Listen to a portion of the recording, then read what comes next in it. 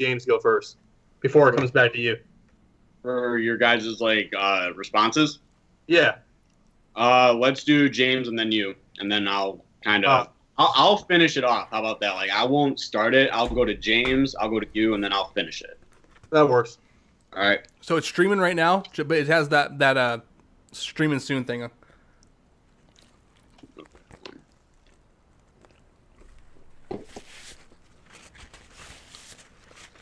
I'm not getting it on my computer for whatever reason. Oh, it's not in the video thing. Hold on. What happened? It's not popping up on my computer for some reason. I got it on my phone. Oh, wait, hold on. Okay. So, Bad Productions live stream. Computer for some reason. I got it on my phone. Wait, wouldn't it, don't I have to go to, what do you call it? My manager? Yeah, your video manager and edit it. Would it be like my last video, or would it be like my... Yeah. So, let me see. You go to your video manager, and then you click on that video. Okay, so I see that Bat Productions live. Yeah, I'm not getting it, on my thing. On my manager. Or maybe if I go to live streaming.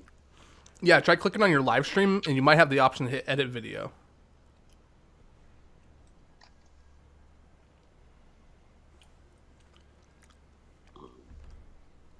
Yeah, okay.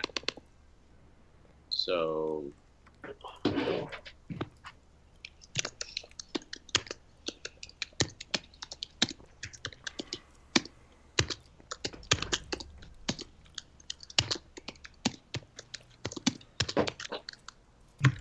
Are we live right now? Yeah, but no one can see us. They might be able to hear us, but I don't think so. Okay.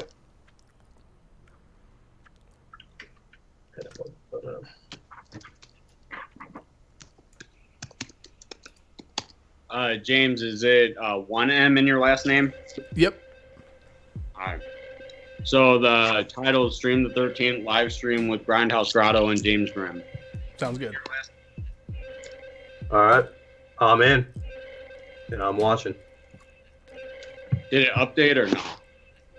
Yeah, it updated. Okay. Wait, it still says Bat Productions. Wait. Mine says Stream the 13th. Okay, now it says that. Okay. Cool, let me know when you're ready. I'm ready. Go ahead.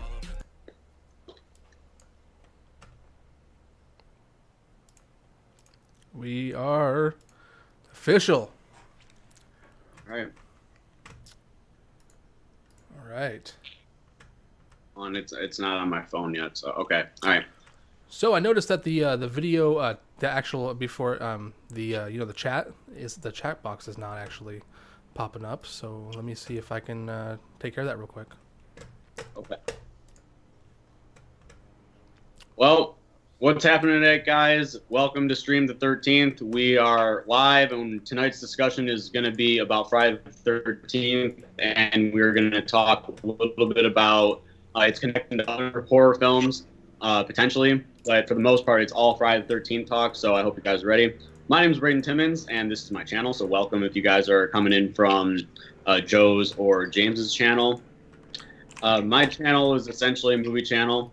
If you guys watch any of my other videos, you guys can see that I love movies and I review movies, and what I mostly cover is Marvel, Star Wars, Halloween, stuff like that. So that's just a little bit about my channel, but I want to hear from my guests tonight. So let's go over to James, and so he can talk a little bit about his channel. What's up? My name's James Grimm. My YouTube channel is called The Real James Grimm. I've had a YouTube channel up for since 2007 it says, but recently I've been wanting to start an actual, channel based on horror movies and like reviews, reactions, and things like that. So I've been trying to keep up on the horror scene right now, but I'm really stuck in Halloween mode because the new movie's coming out this October.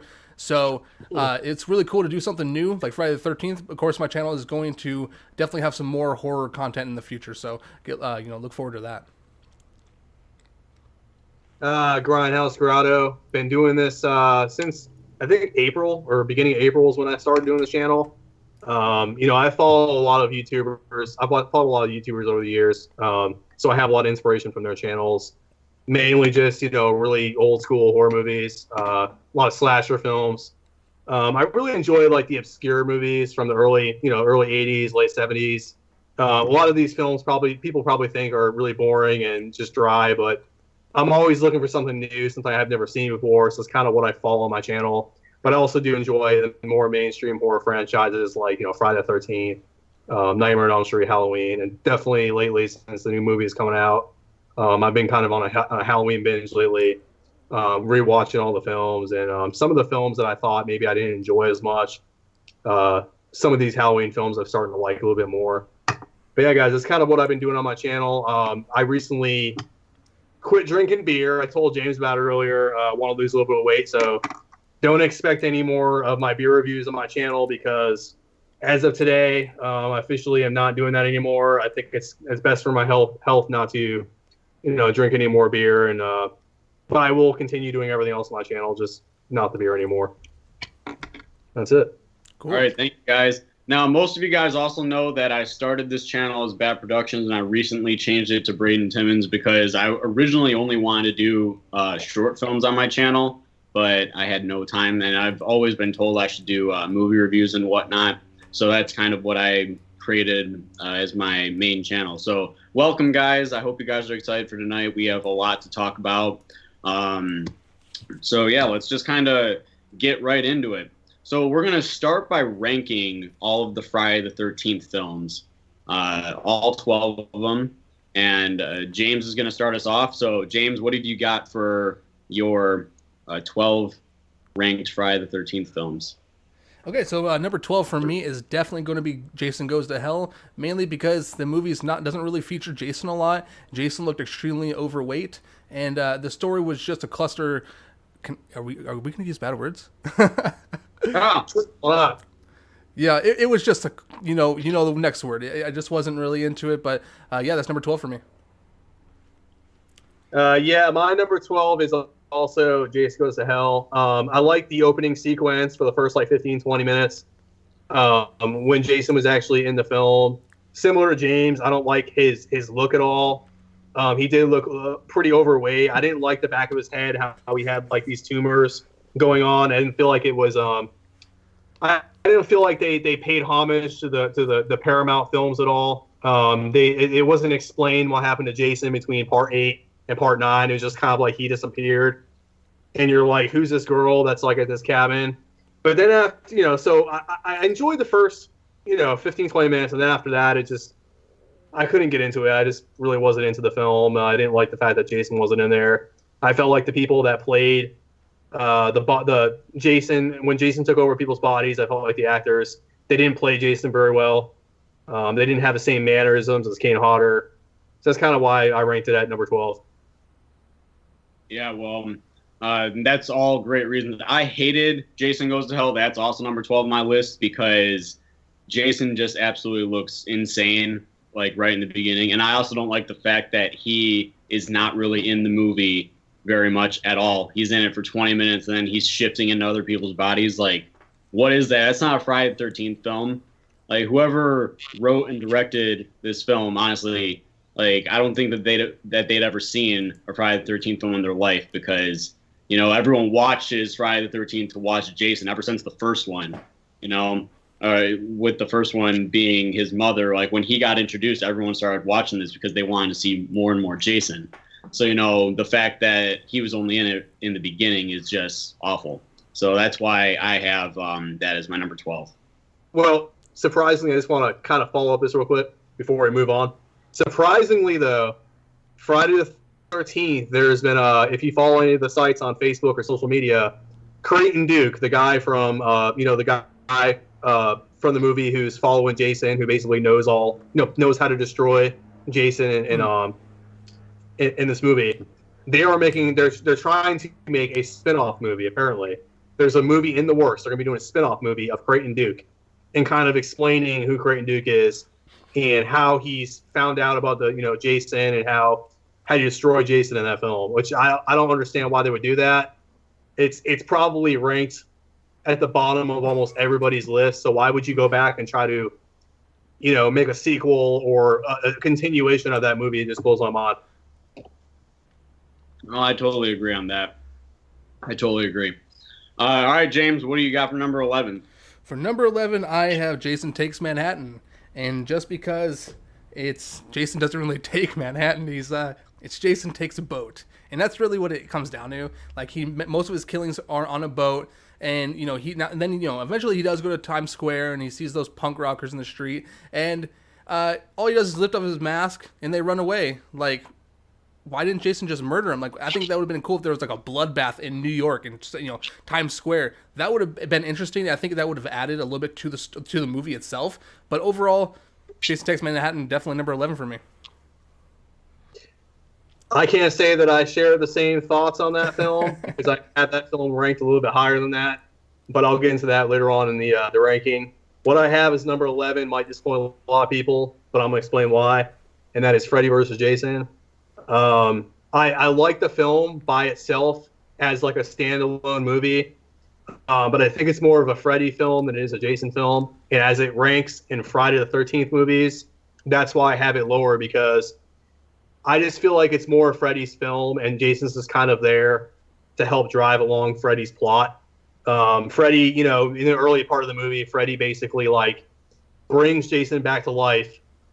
And then from that point forward, we're basically just seeing, Freddy and Freddy's dream and him, what we've seen in all the other Nightmare films, him basically messing with these kids, these teenagers.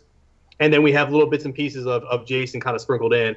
I do enjoy kind of like the homage they paid to some of the other films. I think that was good. I don't enjoy the Frankenstein Jason in this movie. He's like a big lumbering, Jason. I don't like that he's wearing that big jacket. I've always hated how they in the later films they've had Jason wearing the jacket.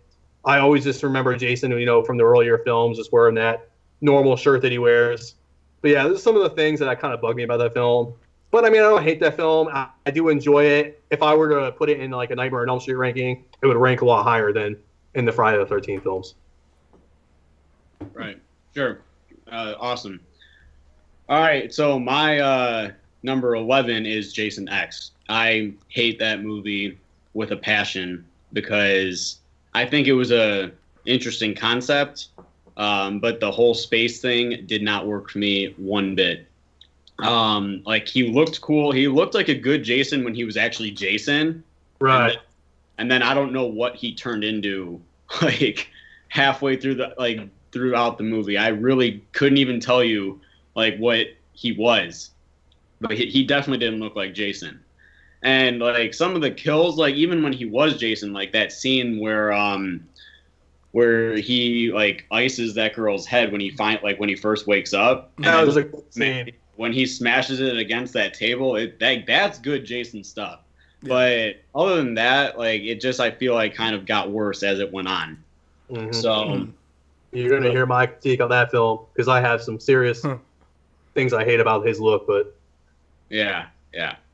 So anyway, that's why I cannot stand Jason X, because like he looks like a good Jason, but then it kind of like gets into him being that super futuristic Jason that he turns into, and I don't know what he looks like from there. Like I feel like he just looks like anything other than Jason, really. Yeah. You know what I hate about his look in that movie is that he's got hair in the back. It's like, where did he get this full head of hair? Right. It's like so much inconsistencies with that film. Like, he grunts and stuff in that movie. It's just, I don't know, man. There's certain things I hate about that film, but I mean, I think it's an enjoyable film. That's the only thing I give credit for that movie, is at least it'll keep your attention for a while. You know what I'm saying? Yeah, I agree. All right, James, what's your What are we on, 10? What's your number 10? So before I go into number 10, I just want to say, hey, what's up? Born on the Battleground. Nice to see you. Roy Official, how's it going? Thanks for joining up and discussing this this event with us. It's gonna be cool. And yes, Freddy vs. Jason is like a crossover to me as well. But just because Jason is in the movie, I'm just gonna put that on the list just to add a little bit extra. But yes, my number 10 is gonna be Jason X, and this would have been definitely ranked a little lower, but well, lower as in like, you know, number 11 or 12. But you know, this movie came out April 26th, 2002. So it came out the day before my 12th birthday, so, or 13th birthday actually. Yeah, I think that's right. Yeah. So, you know, it was really cool seeing it as a child, and I really liked it as a kid. And then I, you know, ended up, you know, growing up and being like, wow, this movie is kind of ass. But you know, because they go to the year 2455. Uber Jason looked cool. I think the concept was different. They tried something new, and I think out of all the space movies, like Leprechaun in space, and you have Hellraiser Bloodline in space, I think this was the better of those three. But yeah, that's my number 10. I also have Jason X at number 10 as well. Some of the same complaints that I have with that film, I feel the same way as James. I don't like the inconsistencies, you know, pretty much for the same reasons with Jason Goes to Hell. I feel like Jason Goes to Hell and Jason X, they didn't do anything to follow the storylines from the Paramount films, and I get it. You know, they don't have the rights to the Paramount films, so there's only certain things they can do. But I hate the fact, I cannot get over the fact that Jason's got fucking hair. I'm sorry, I don't mean to swear. He's got hair in the back of his head, man. Like, that just kills it for me. Every time I see the beginning of the movie, it just pisses me off that Jason's got hair. I mean, when did he? I guess 400 years later he grows hair. You know, I mean, I don't know, Right? but that bugs me. I think it's a really cheap film. It's like a made-for-TV movie, it feels like at times. And it just feels like it's really rushed. Like they're rushing to get to the end of the movie where they reveal Uber Jason. It's like the whole beginning of the film just feels like, all right, let's move this along, let's get to the Uber Jason. And when you get to him, you're like not really satisfied with what you get. You're like, oh, he looks cool, but this is not Jason. This is not what we came to like. What we love about Jason. We're just kind of like, oh, okay, he's just Uber Jason. I do enjoy the scene at the end with the like where they do that like throwback Crystal Lake scene where they do like the virtual reality and Jason's there and he thinks he's at the camp and there's like those drunken girls that are in the sleeping bag and he picks them up and slams against a tree just like in part 7. That is freaking awesome. I love that part in the scene in the movie. It's one of my only scenes. That and then when he smashes the head, the frozen head. That was cool. Yeah, that's probably one of my favorite scenes in that movie. So I mean, that's really one of the only ones because like I said, the only thing I like about Jason X is I liked how he looked as a Jason going up until he transformed into that whatever, like that space Jason or whatnot. From that point on, it was crap. So Royal official. All right. Sorry, I mean to interrupt you, man. Go ahead. Wait, what's that? I was gonna say, it's Royal official said Jason looked like an X-Men villain in Jason X. He really did, man, for real. Royal, that's awesome. Yes, I totally agree with that. It's like a Sentinel. And could easily be in the Avengers, dude. Oh yeah, right. So first of all, I just want to welcome all of you that are watching too. I'm not really commenting right now, but I appreciate that you guys are here. So yeah, keep your guys' comments, and we'll stop and we'll read your guys' comments, and we'll talk a little bit about them too. I'm liking a lot of the stuff that I'm seeing from the three of you that have been watching so far. So keep up the conversation. But what are we on, number 10? Am I saying that right? We're on number 9. Number 9, yeah. Oh, number 9. Did I even say my number 10? Did I say number 10? I don't think you did, man. You kind of commented on Jason X, but you don't think you really. Oh, gotcha. All right. Well, my number 10 is part 8, and it's Jason Takes Manhattan. Like, I mean, I totally agree with James that it's more of like a Jason takes the boat because most of the kills are on the boat. But I mean, overall, like, it's a very fun Friday the 13th film. I think like it is definitely one of those films like where the kills are really cool, but Jason Takes Manhattan doesn't really make sense for the title. I think James's Jason Takes Boat would have made even more sense for the film. Right. But I did like some of those kills in there because he is coming over to Manhattan. But I think the reason that this is ranked so low on my list is because it's not really like a Friday film in my eyes. So I feel like it's just like it could have been like I feel like it could have been like a spoof film because it wasn't really, Jason to me. But that's just me. Definitely agree. So, all right, so we're on number 9. We're on number 9. Yeah, number 9. So number 9 is gonna be the New Blood for me.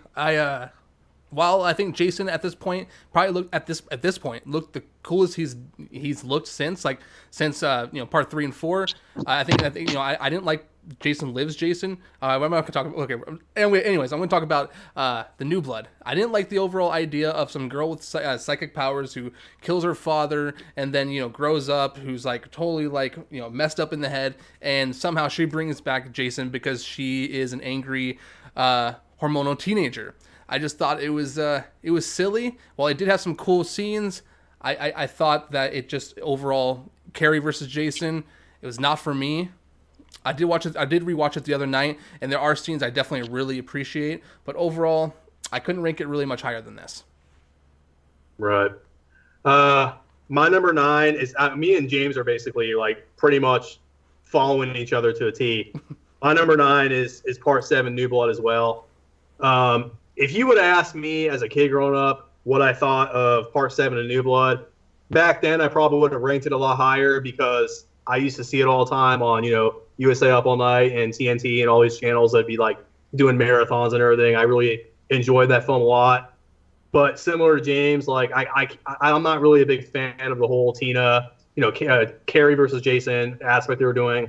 If some of you all have seen the Crystal Lake Memories documentary, they talked a lot about in there how when they were producing this film, they were trying to make this movie, Part 7, kind of a ripoff of the final chapter.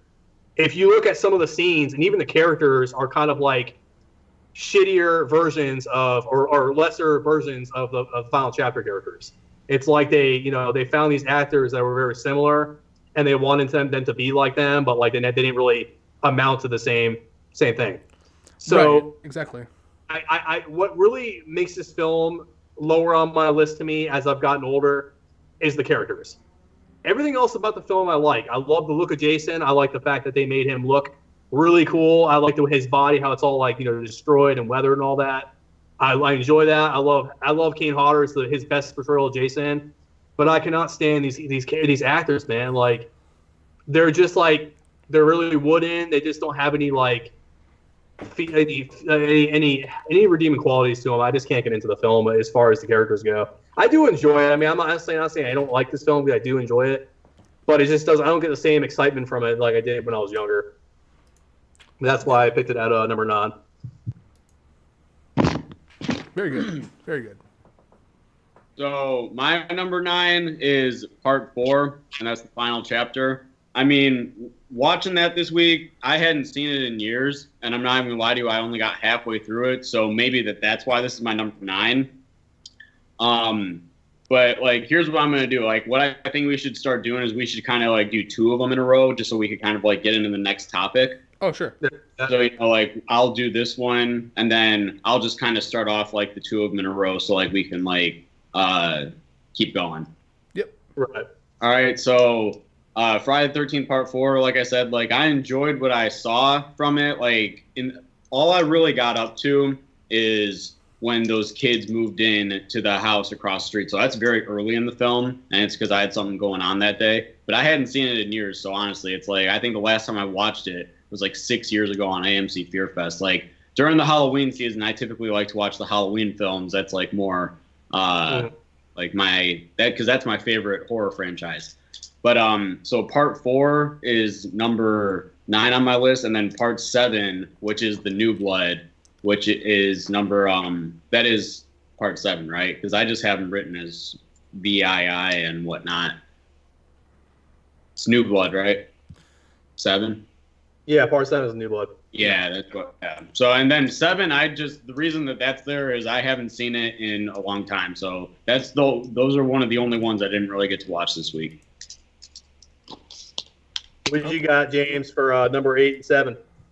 All right, so for number 8, I have part 5, and part 5 actually wasn't as bad as most people say. A lot of people do not like the hockey mask. They think that the blue chevrons looked weird. I think the mask is actually great, and you have one, Joseph. You have one which I think. Let me go get it real quick. Get it. Yeah. Go get it. I'll wait for you to come back. Let me show you my mask actually real quick. I won't show you all in depth, but real quickly. Ooh, beautiful. What we got? You got Let's see.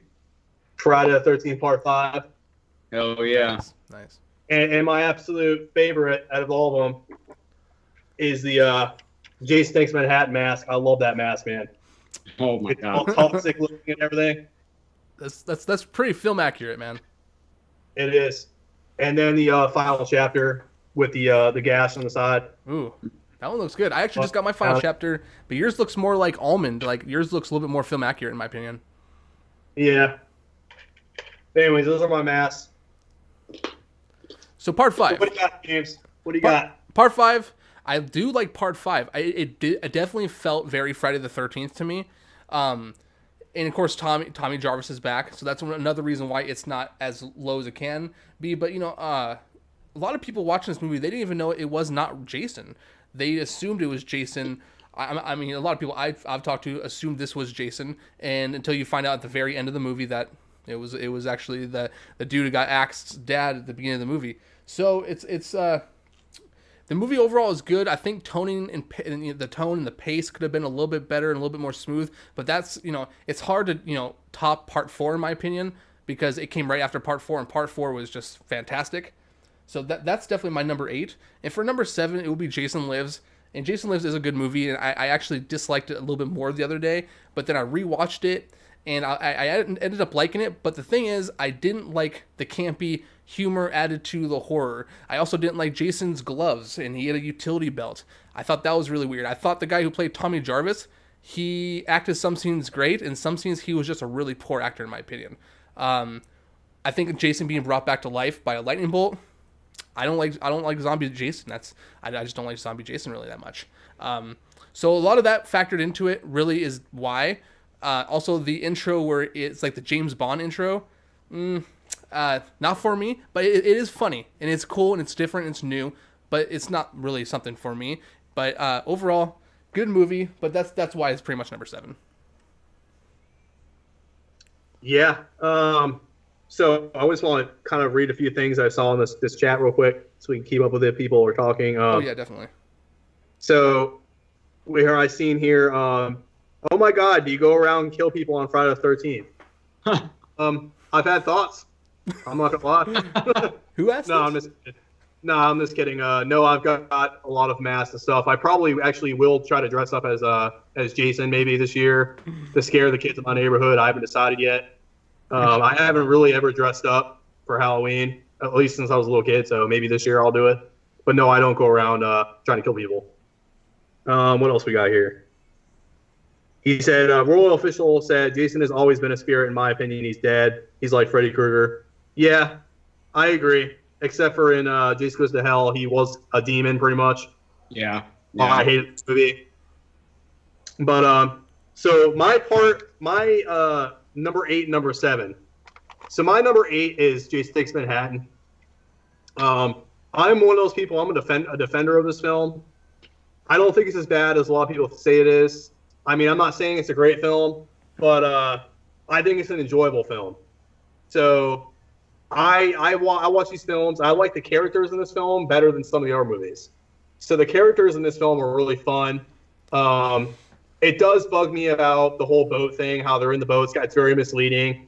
You only spend a little bit of time in Manhattan, which we all know is actually Vancouver. They only filmed like one scene in the whole movie, which was actually in New York City, which is on Times Square. But other than that, the rest of the film was filmed in Vancouver. But I enjoy this film mostly because it was the film that I saw the most as a little kid. It's the movie that I grew up on. So I have very fond memories of this film. But that's why I have it ranked higher than some of the other ones. Uh, and then number 7, the 2009 remake. This movie has silently moved up on my list over time. If you ask me when this movie came out, I'd probably tell you I hated this film, but it has definitely moved up, and we're going to talk a little bit more later on in our live stream about the remake and how its legacy amongst the films and everything. But I really enjoyed watching this film, and it's actually been more enjoyable with more viewings. So I have it on number 7. Awesome. Well, it looks like I'm on number 7. Like, sorry if I threw this off like earlier on the stream, because I was like counting like as like you guys were talking, and it looks like I'm on number 7 and number 6 right now. Okay. So, Okay. what's that? Oh no, all good. Oh yeah, so Friday the 13th Part 5 is number 7 to me, and like I liked the film. I liked a lot of the kills, and I honestly ranked these just based on kills, honestly. Like, so if you guys are confused, it's like what I'm ranking it on. It's ranked on how cool the kills were, because I think it's in Part 5 where they're on that camping, or there's the girl in the tent, and like he like has his machete and he like slices like right down her body. Is that number 5? Am I right on that? Do you guys remember? Slices. That's I think that's Freddy. That's the final. No. Wait, he Jason slices goes to down hell. That's Jason Goes to Hell when he puts that when the dude who's possessed by Jason puts a spear right down her body. I believe. I'm not. There could be another scene, but from my understanding, that's the scene. I think there was another scene, and I think that was in what do you call it, Part 5. But then what do you call it? I have Part 6 as my number 6. That's kind of ironic. But I personally, I absolutely love Friday the 13th Part 6 and Jason Live, and there's many reasons why I love this film. And it's because in the beginning, we get like that James Bond style opening of Jason, and it's awesome. And then the first kill in that movie is literally, he just like sticks his whole hand through that guy's heart and just like pulls it out on the other side of his body. It's awesome. Cool.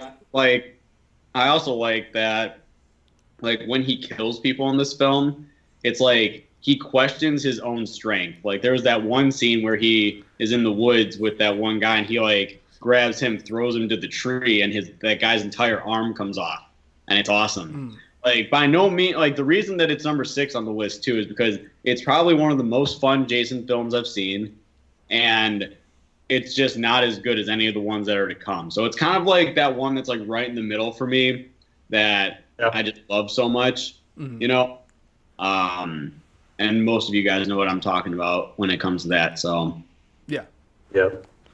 Absolutely. Yeah, those are my 2 middle ones, or middle / getting to the end ones. So at this point, I'm going 6 and 5. Yeah. Okay. Hey, what's up, Steven? Shout out, man. How's it going? And we have another person. Is it Raya? Oh yes, Mariah. How's it going?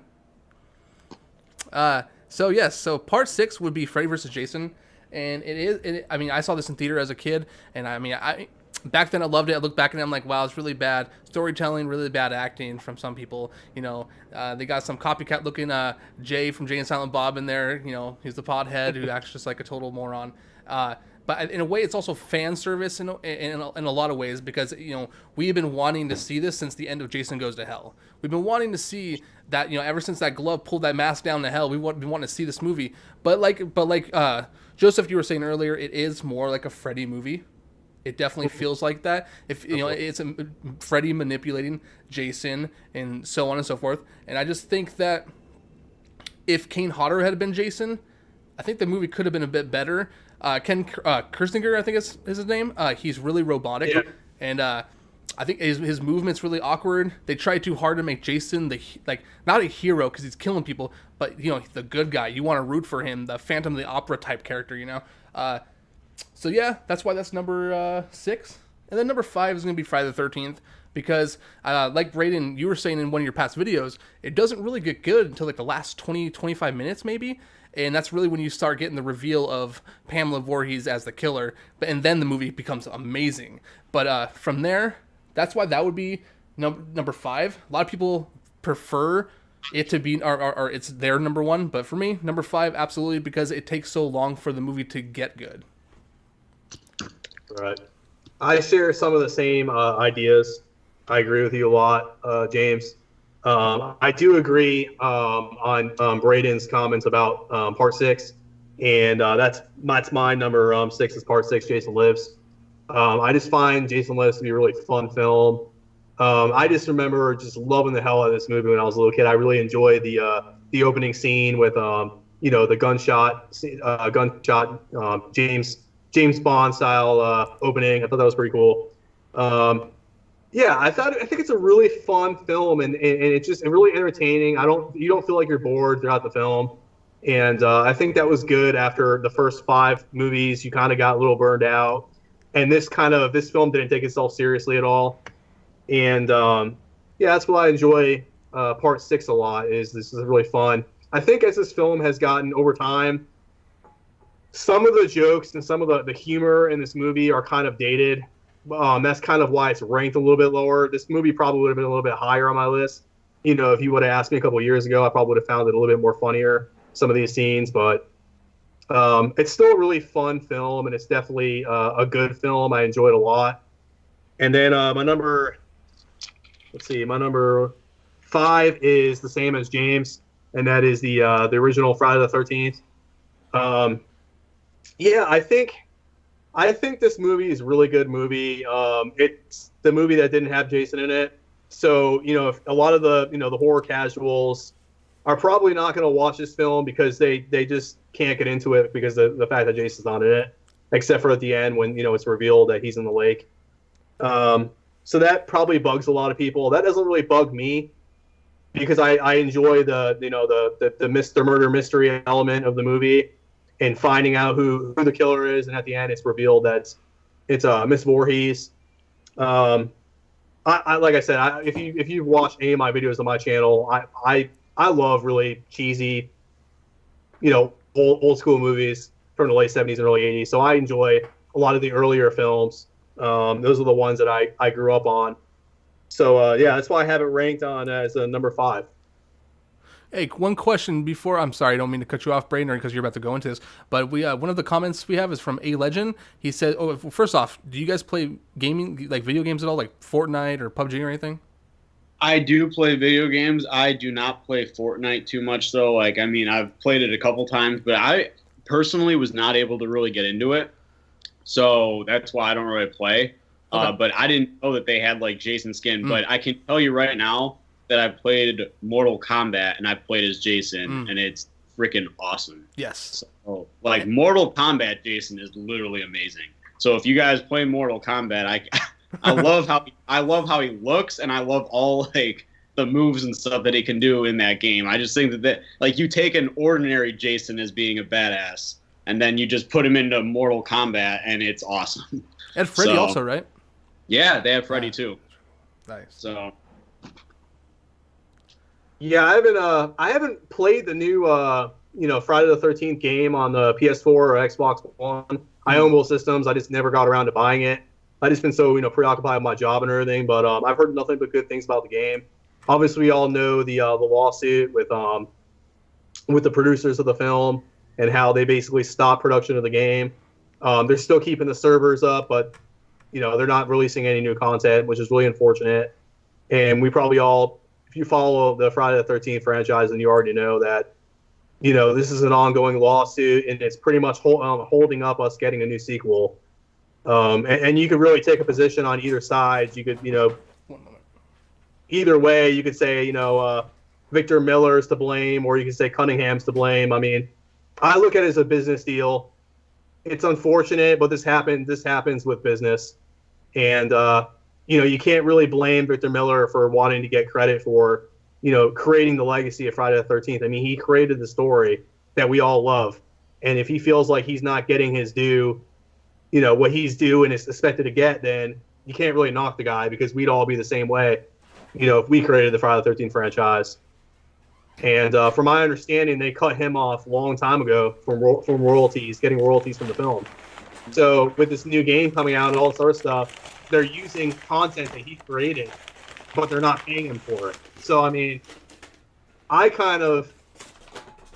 see it both ways. But anyways, I'm getting off subject, but that's kind of, I haven't played the game yet, but I want to check it out, but I'm kind of cautious right now because there's no new content. Right. Oh, yeah. And I know that me and Grindhouse Grotto here, we had a conversation earlier this week about the exact same thing that he talked about. So yeah, they are trying to push forward with this 2020 movie coming out, and I was saying I hope it's actually a sequel to 2009's, but we're gonna get into that as we kind of finish up our ranking. So hope you guys stick around for that conversation in a little bit. So I'm gonna go through my number 5 and my number 4. My number 5 is Friday the 13th in 1981. And the only reason that's ranked so high is because it is the first one, and it's kind of like right in the middle. But yeah, if you guys watched my Friday the 13th movie review that I posted on my channel earlier this week, you guys will know that I said that the film kind of like lacks. It's very slow. It's a slow build up to the end when Mrs. Voorhees is shown as the actual killer. But yeah, from there on out, I think that it's great. I love the whole ending to that film and how it kind of gets like right into part 2. And I love how like the earlier films, what they did is like it was kind of like watching a TV show, and that's kind of like rewatching some of these this week. That's like what I realized is like they had the ending from part 1 in like the beginning of part 2, and I really like that because that was the way that they did it, and that was kind of new when it came out, so I think that was great. But yeah, Friday the 13th, the 1980 original, it's a very slow movie for me. I truly think that it's an okay movie. None of these films, like when they hit the theater, have done very well. Like I was like looking at just like some of the scores on like Rotten Tomatoes and like Metacritic and whatnot, and none of these films have done exceptionally well critic wise. Like I mean, this has been more of like a fan base like film that I think that's why they've made so many of them. But yeah, like when it comes to Halloween, like that has like a 98% overall from audiences and critics. So it's like like this film is like just a fun franchise that I think a lot of. Did we lose him? James, you still there? I'm here. Braden. I think we're losing his sound a little bit. We still got him on video, but I think we're losing him in the sound. All right, we're gonna wait a minute just to see what happens. Let's go ahead and answer some of the questions on the a good spot right here to answer some people's questions on here. Oh, he left. Oh man. We'll get him back in here. Yep. He's not in here. We're still in the stream, right? Yeah, we're still here. Now, I saw someone says, where is it at? How do you kill Jason, and how does he keep coming back to life? Well, you kill Jason by making a sequel to Jason Goes to Hell. No one goes to the theater, and no one wants to see another Friday the 13th movie. Boom. Kind of want to talk a little bit about what he was kind of talking about, with Friday the 13th, the original Friday the 13th. Yeah. And, the characters, the difference between Halloween and Friday the 13th, and some of the similarities. Friday the 13th, if you've seen any of the earlier slasher films from the early 80s. Oh, we got him back. There he is. Oh. There he is. All right.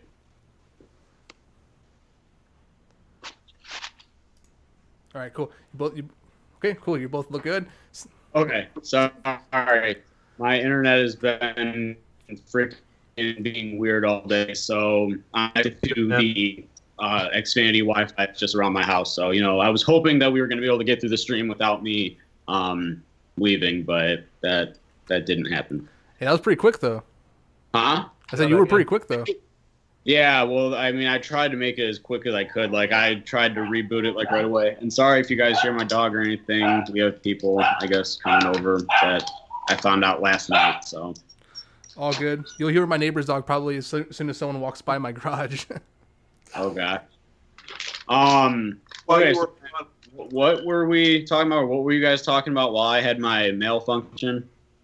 I was kind of picking up what you were saying with the difference between like the Halloween franchise and Friday the 13th, and kind of the similarities and differences between the two of them. Mm-hmm. And I can totally see what you're saying, Braden. I follow a lot of the really, really obscure slasher films, like some of the earlier films, like Black Christmas, Sweet Alice, some of these, Texas Chainsaw Massacre, some of these films that kind of were inspirational to the films like, Halloween and, Friday the 13th. Mm-hmm. They all basically share some of the same elements, but I feel like there's just two different types of movies. You got a real character-driven film like Halloween, and you got a, murder by numbers type film like Friday the 13th, where it's just a body count film. And, it really is just a preference of what you're looking for. If you're looking for a more character developed movie, then Halloween is going to keep you sucked in for all the sequels. And a lot of people like that because you want to be invested in the characters. You get invested in Laurie Strode. You get invested in Dr. Loomis. You get invested in Michael Myers. Whereas the Friday films, you get a different cast of characters every single film. You don't really get a chance to get connected to them. It's just all about killing people left and right. Every film is just let's kill off the entire cast. The stunt man, the special effects man is the star of the movie. Mm-hmm. He's the one that's is driving the film, and it's not even about the characters. It's just gruesome kills, and that's how the plot develops in these movies. And so that's basically the two different types of a slasher film. You have Halloween films, in the style of films like Halloween, and style of films like Friday the 13th. Mm. Now, what I do think is I think that Halloween tried to become Friday the 13th. Like, I think that they both, like, once they both started to come out, I think that they started to get kind of similar to each other. Like, I think even in the original Friday the 13th, like, with how they did the first person kill for, like, the first counselors, I think they were trying to do what Halloween did, because that came out the year prior. And like, once these films started to kind of rapidly come out, I think that, like, Halloween eventually became a body count film, because it was like, if you see later on in the films that Michael Myers starts killing more and more people, and like the kills started getting more and more gruesome than just like a stab and then they're dead. So I think. Oh, go ahead. No, I didn't mean to interrupt you. I thought go ahead, Braden. I mean, I was just going to say, so I think that, the two of them just kind of bounce back and forth from each other quite a bit after the original films. So you can see it, kind of what you're saying. Like even in Halloween 2, the scene they basically up the ante a little bit with the kills. The kills are a little bit more gruesome. They start. I mean, in the first Halloween movie, there really wasn't that many kills. It was more just building suspense, making Michael Myers just this really dark and scary character. Mm-hmm. You didn't feel that way about this mysterious killer and Friday the 13th. Right. You didn't really even get scared probably until the end of the movie when it's revealed who it is, and you get the chase scene between Miss Voorhees and Alice. Mm-hmm. But the whole part of the film, you're not really invested in the killer at all. So that's really, in my opinion, the difference between the two of them. And we'll probably talk about that more when we talk about, the legacy of Friday the 13th and how it compares to the other, horror franchises. But I totally agree with you, man. It's a different style of film. And I think Halloween has a lot more longevity than Friday the 13th does. Yeah. There's just a lot more substance to it, a lot more you can do with the Halloween franchise than you can do with Friday the 13th. Oh, absolutely. I totally agree with that. And we could dive into that once we do later on this year. We'll probably do a Friday the 13th or Halloween live stream, and we can dive into Michael Myers an ass ton. So, all right. Well, I'm gonna just kind of pick up where I left off. I'm gonna make this one real quick because I know that we have a little bit more to talk about. So honestly, I'm just gonna kind of go through the rest of my list. If you guys just want to do that, we can kind of move into the next. Do that. Yeah. Good. So, I mean, before my internet decided to collapse, I've got Friday the 13th Part 3 as my number 4. And then I'm not going to say too much about it. Like, I just thought that was a pretty cool concept of it being in 3D and stuff like that. And I actually have it like in 3D, so it's pretty cool to watch that. And I watched it twice this week. I watched it one time in 3D, and I watched it one time just regularly. And they have those cheap 3D glasses, so it's not really in 3D. I don't have a 3D TV, but like when you buy the DVD and it comes with the glasses. Right.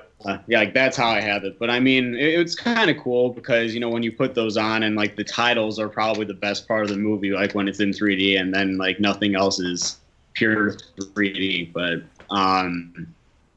yeah. So I've got Friday the 13th Part 3. Then I've got Freddy versus Jason as number 3, only because I love the fact that it's like a crossover, and it was like my childhood movie, honestly. Like when I was in 2nd grade, I was watching Freddy vs. Jason, and kids at school were thinking I was like a whack job for loving that movie so much.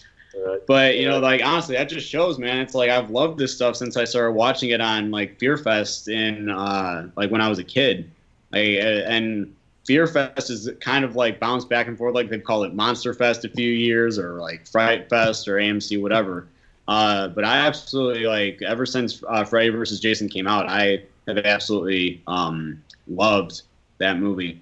And I just watched it recently, like a couple weeks ago, with one of my friends who hadn't seen it in quite a long time, or she couldn't recall if she saw it, so we kind of watched it.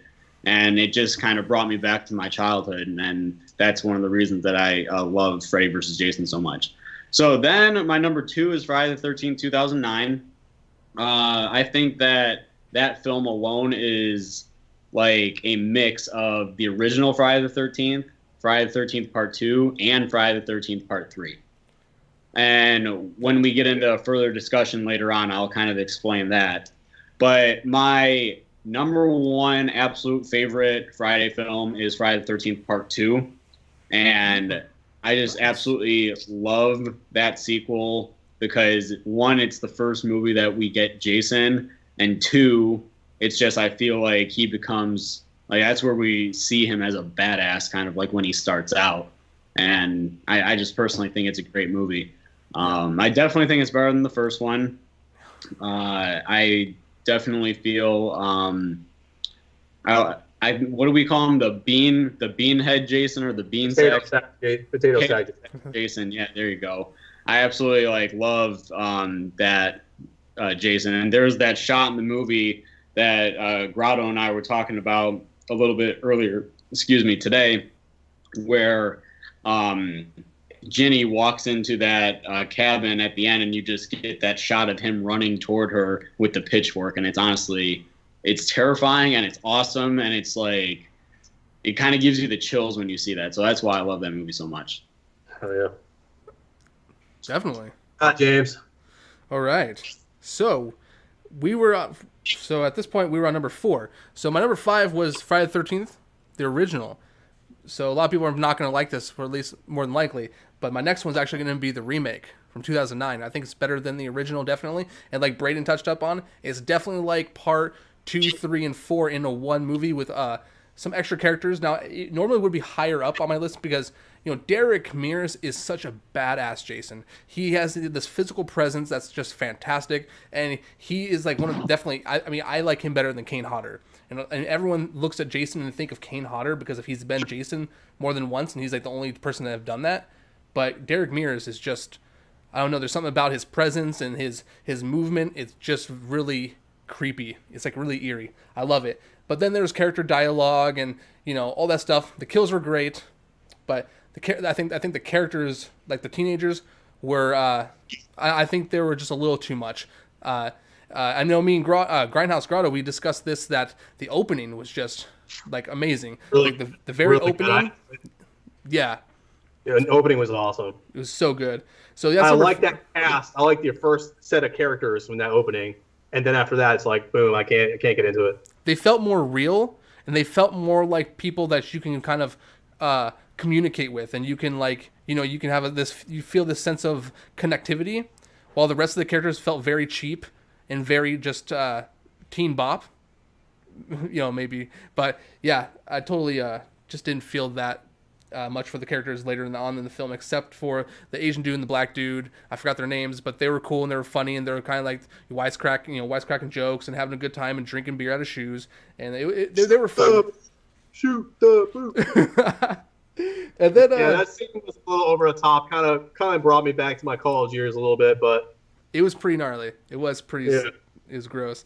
And then number 3 for me is gonna be part 2, because just like Braden says, like when you first see Jason, this is your first time you actually you get to see Jason like up close, and that one eyeball just staring at you. That one, it's just like so weird. You see this one eyeball coming out from beneath a blanket. You're just like, oh, whoa. So Friday the 13th, I think the pacing was much better than the original, absolutely, and that's why I personally thought that originally number 2 was one of my top. I mean, it is obviously it's number 3, but it used to be like my number 2. But I just rewatched it and there was some pacing issues I had. I did like that it was campers though. It was going camping, which is going to lead into my next movie, which is part 2, Friday the 13th Part 3, which is my number 2. It would be actually number 1. But it was not at a camp, which I didn't like. But I did like the character development. I think there was actually better character development from beginning to end than some of the other ones I had in this ranking.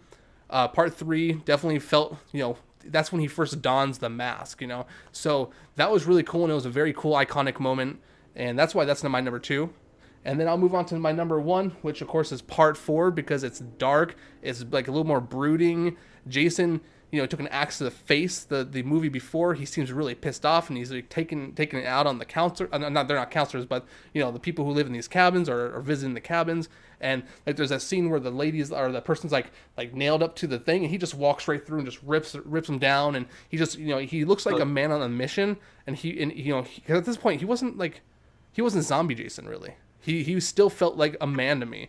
But anyways. Yeah, that's definitely my number 1, Part 4, and Ted White did a fantastic job as Jason. Awesome. Amazing. So yeah, that's my number 1. So I'm gonna go ahead and jump right into mine. So you guys probably already know I haven't talked about Part 5 yet, New Beginning. Similar to Jason Takes Manhattan, I'm a defender of this film. I love Part 5. If you think of Part 5 as a standalone film on its own, as its own slasher film, and you just put aside the fact that we got a pseudo Jason in there who's doing the killings, you got Roy doing the killings in the movie, I think it's a really good film. It was really hard to pick up. I think James said it. It's really hard to pick up from a film like The Final Chapter. Right. I mean, that film was so good. It's like, how do you top that? So people were expecting so much from, A New Beginning. And if people were able at the time to just kind of put aside and say, look, this is just a good slasher film in itself, it's not a bad film. I don't mind Roy as the killer. I actually kind of enjoy it because it's something different. It's a good change of pace. One downside is I didn't really care for the fact that he's got like an overall, like a jumpsuit type thing. It's like a one-piece suit. It wasn't. I mean, I guess you could say because he's pseudo Jason, that's why he's got something different. Yeah. Really ultra sleazy movie. It's got Danny Steinman, who directed the film. He's was originally a porn director, and so I don't know if a lot of people know that, but he was a porn director, and so you got really sleazy scenes, a lot of TNA throughout it. You got Deborah Voorhees, she's laying out in the blanket with her boyfriend, and we all know that scene. She's probably got the best rack out of any of the ladies in the films, in my opinion. And then we get the gruesome kill where the guy gets strapped up against a tree, and he twists it until basically the guy's head ruptures. That was cool. I really do enjoy the mother. I can't remember what their names are, but Bethel and Junior. Man, those two characters are really fun. I really enjoy their characters a lot. I just think this film is really fun. I do like Tommy Jarvis in this film. I like the fact that he's really like a emotionally scarred character. So that's kind of why I don't want to keep going on, but that's kind of why I enjoy Part 5. Mm-hmm. And that's my number 4. Part 3. I enjoy it because I number 1, I like the music. It's the first film that we saw Jason, so you got to rank it high for that fact. I didn't care for his like hump on the back that he had. He kind of looked like a hunchback in that movie. It was kind of weird. I think it was I really do enjoy the kills. I like the upside down kill when he basically spears the guy when he's doing a handstand. That was pretty cool. Yeah. I like Shelley's character. I think he was a really funny character. But yeah, that's why I like Part 3. My number 2 is very close to my number one. And I think Braden nailed it when he talked about part two. Part two is my number two. I love part two. It's a freaking scary film. Like, when I first saw part two as a little kid, it was the only Friday film that actually legitimately scared me as a kid. That potato sack Jason, I just remember being like scared to death watching these when I was like 7 or 8 years old. I would go to bed at night, I'd have nightmares. I mean, I'd just scared to death of that film. As I've gotten older, I obviously don't get scared of these films, but I think he's the creepiest looking Jason from all the films. And that scene that Braden talked about where he's like, running towards the cabin and she's in there and she sees him coming, and that's just really creepy. Yeah. And then last but not least, my number one is the final chapter. I think it's the best example of a slasher film in the entire franchise. It might even be, in my opinion, hands down the best slasher film of all time. I've talked about it in a lot of my videos on my channel. The final chapter basically encompasses everything that you love about a slasher film. Likeable characters. You get a badass looking Jason. He's very menacing. He's very, it's a very dark film. It's raining outside, so it gives us this really ominous atmosphere. You get Crispin Glover. The characters are just phenomenal in this film. I love his little dance that he does in the film. It's really funny. It's got some comedic relief. Yeah, I just enjoy the hell out of it. I like Tommy Jarvis. The whole movie is just phenomenal. The final chapter, I can't say enough about it. It's a really good film. I think it's starting to age a little bit, but it's still a really good film. It's my number one. Yeah, definitely. But that's how we rank the films. I see this comment up here. It says, Friday 13th, 2009 was good until Jason shot the boy with an arrow. Jason is a slasher. He's not Robin Hood. I agree. I didn't like, what's her name? Willa Ford. I was like, they keep casting these like MTV, like, pop stars to play in these movies. And we'll probably talk about that when we get into the 2009 remake. But with these later films in the franchise, they just keep casting these really like poppy, pretty Abercrombie and Fitch looking actors that just don't belong in a Friday the 13th film. But I think as later on these films, because to us these actors probably look pretty bad because it's not what we expect in a Friday film. But the next generation, when they go back and look and watch these Friday films, they'll probably think these characters are funny. They'll probably think they're like entertaining and stuff and everything. But those are my thoughts. The films are growing on me. Yeah, absolutely. Oh yeah, absolutely. All right, guys. So we have just officially finished ranking our Friday the 13th films from number 12 all the way down to number 1. So if there's any comments that you guys have that you guys want to, talk about, like when it comes to your guys' films, go ahead and we'd love to answer them. Now I see a few of them that I'm looking at right now, and it says Royal says that Michael Myers is the best slasher now. I mean, I think personally that Michael Myers has always been the best slasher in my eyes, honestly. That's just me. Because if you guys have watched any of my other reviews, Friday the 13th is number 3 on my horror franchise list. It's behind A Nightmare on Elm Street. So that's just me. But if you guys have anything that you guys want to talk about, otherwise we're just going to get into our next topic, which is what is your favorite Friday character, not Jason or Mrs. Voorhees. So, James, you kind of want to start off what your favorite character is?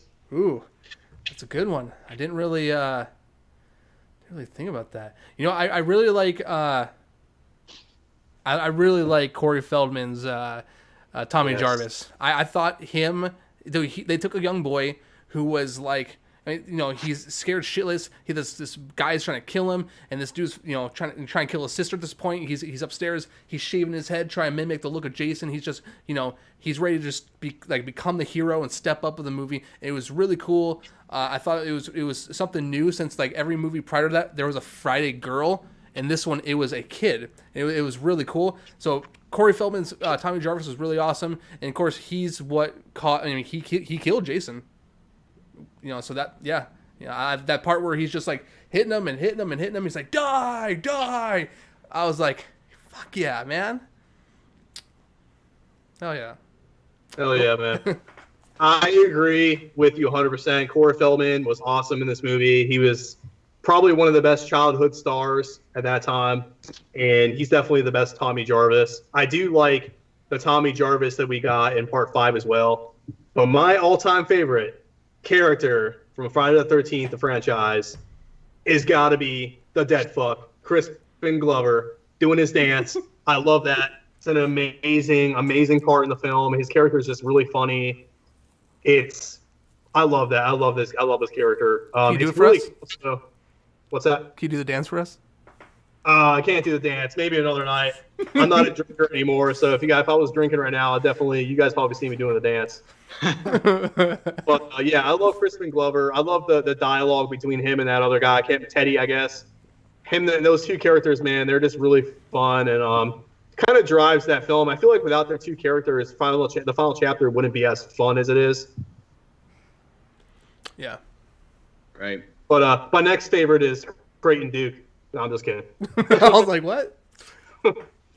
No, I gotta say, like, and my favorite has got to be, and it's from Part 2 because it's like my favorite film. I honestly love Ginny from Friday the 13th Part 2. I honestly think that her performance was cheesy at times, but she was also like the lead female character in it. Yeah. And I mean, I just really liked her character a lot.